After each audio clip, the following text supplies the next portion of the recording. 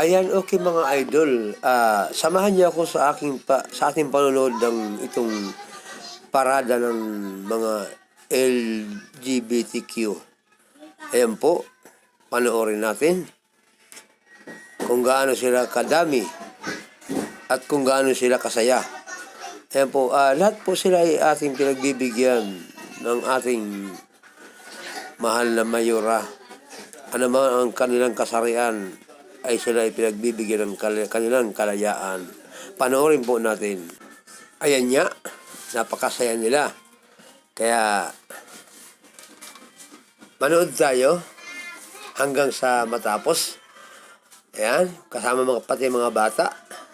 Ayan, mga dalaging din kasama. Ayan po, sila. Panood nyo kung gaano sila galing mag-ano ng kanilang plug.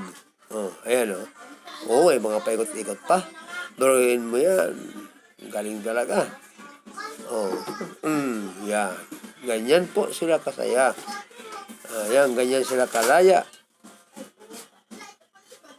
Para gulitain ang kanilang anibersaryo ng mga kanilang damdamin. Yan. Yan po. Meron pong nasa cloth, nakasakay. Ang iba, maraming naglalakad kasi gusto nila mapil. Gusto nila maramdaman yung kanilang kasiyahan sa kanilang parada. Kaya po, ayan. Sama-sama tayo manood. Ayan, napakahaba po yan. Hanggang doon. Hindi pa po yan natapos. Yan, ang dami talaga.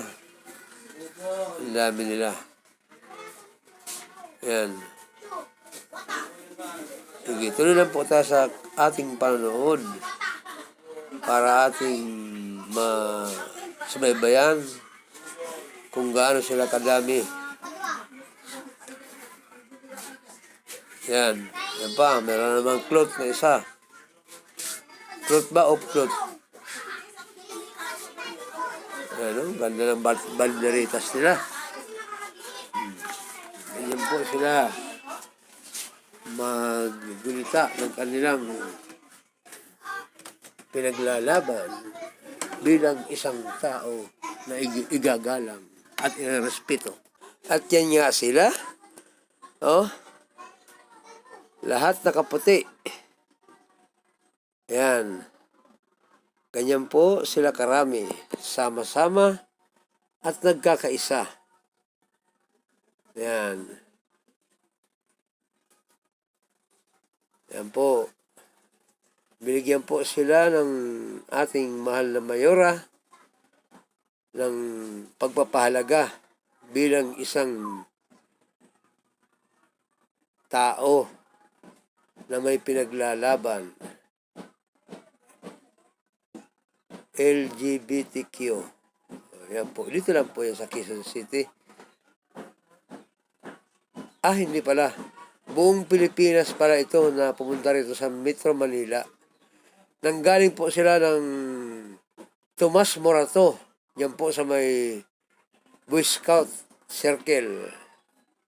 Yan. Doon po sila nag-umpisa at papunta po sila ng Quezon Avenue.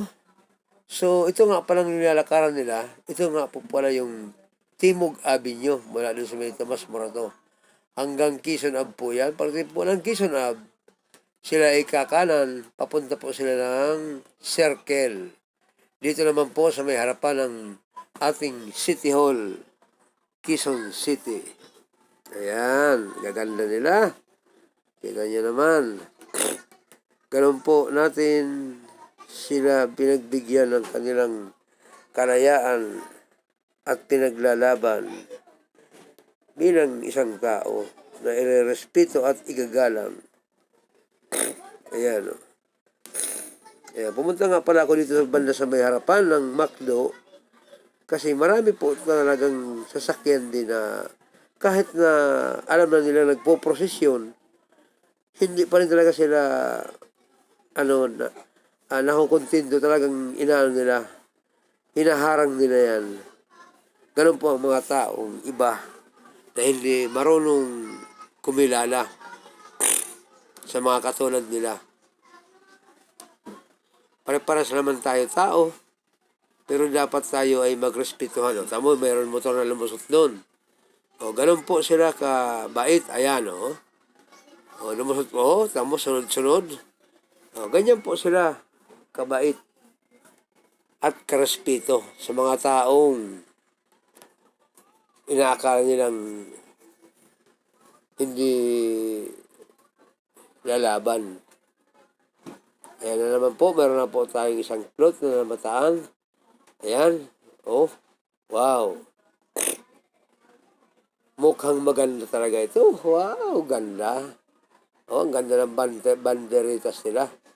Oh, tawin nyo naman. Ganyan po katibay ang kanilang samahan at pagkakaisa. Yan po ang tunay na mayroong pagkakaisa. Ayan po. Yan oh. Parang may bahay na oh. Wow.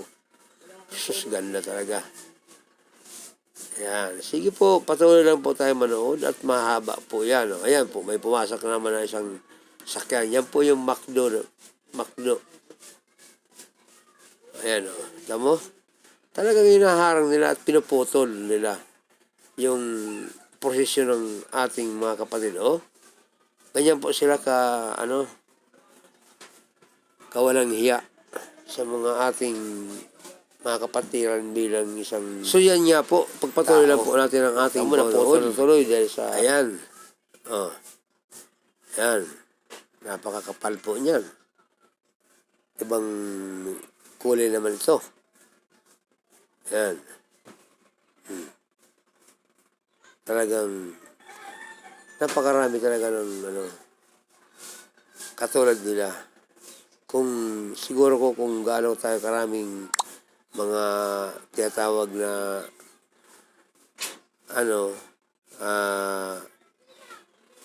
tunay na lalaki at tunay na babae, ganoon din sila karami na ating mga kapatid bilang isang LGBTQ. Oh, yan, ganda ng mga dadala nilang flag. Oh, ayan oh. Meron pa silang banderitas. Ayan, tingnan nyo naman talagang malayang-malaya sila bilang isang tao dito sa mundo. Yan po ang cloth na ayan, napakaganda ng cloth na yan, no? Wow, talagang pinaggastusan yata ito. Oh, ano naman? Wow, gaganda ng nasa ibabaw na nakasakay. Oh, akalaan yan. Kayo ba'y maniniwala na yun ay isang ganon?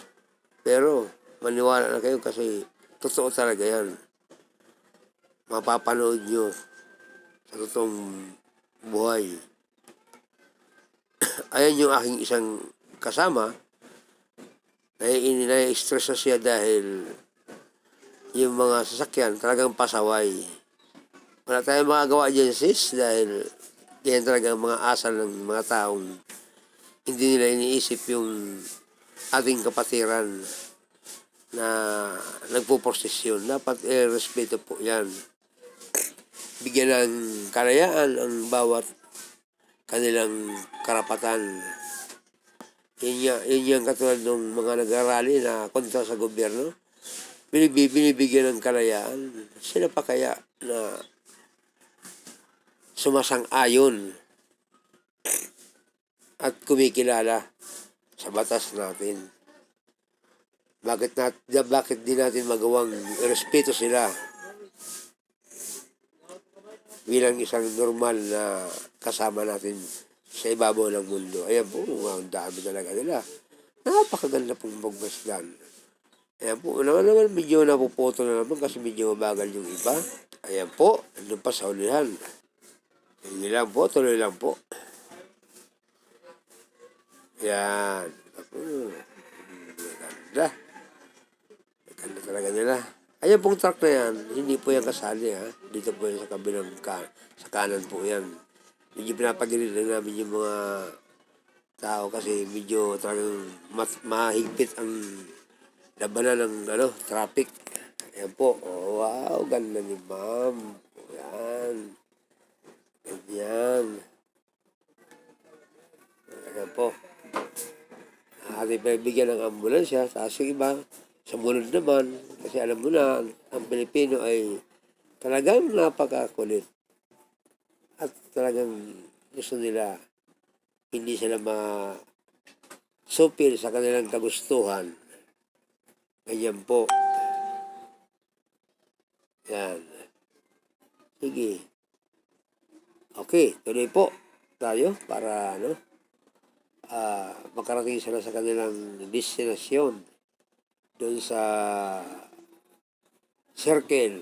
Kasi doon sila mag-iipon-ipon para magkaroon ng programa na kung ano ang kanilang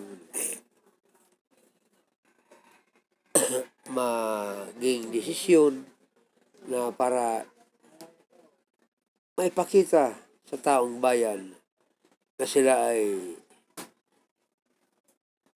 isang katulad natin na marunong rumispeto at marunong kumilala sa mga katulad natin ng mga lalaki at babae. Kaya bigyan natin sila ng karayaan para maipakita nila ang kanilang karapatan. Po, maganda naman nila, di ba? Tamo ba, babae ang dating. Talagang hindi ka malilito. Ayan, dito na po nagtatapos ang ating prosesyon. Yan pong lugar na yan, ito po yung para yung Mother Ignacia, tapos Timog Avenue. Ayan po. Papadaan mo natin po yung ating huling nasa hulihan na bombero